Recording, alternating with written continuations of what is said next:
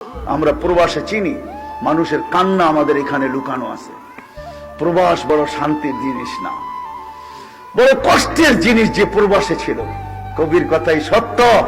হায় হায়, ঈদের দিন যখন আসে তো প্রবাসী বলতে থাকে, ঈদ কে দিন সব মিলেंगे अपने अपने यार से, मैं मिलूंगा दर्द गम की पत्थरी दीवार से।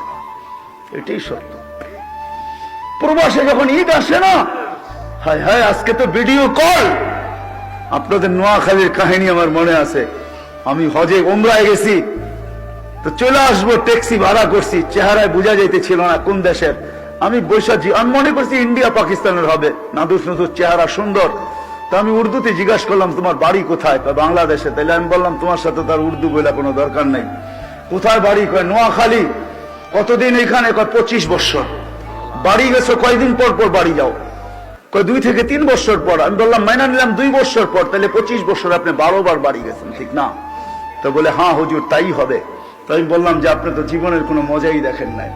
বৎসরে 25 বছরে 12 বার বাড়ি গেছেন। 2 মাস থেকে 3 মাস ছিলেন, 36 মাস।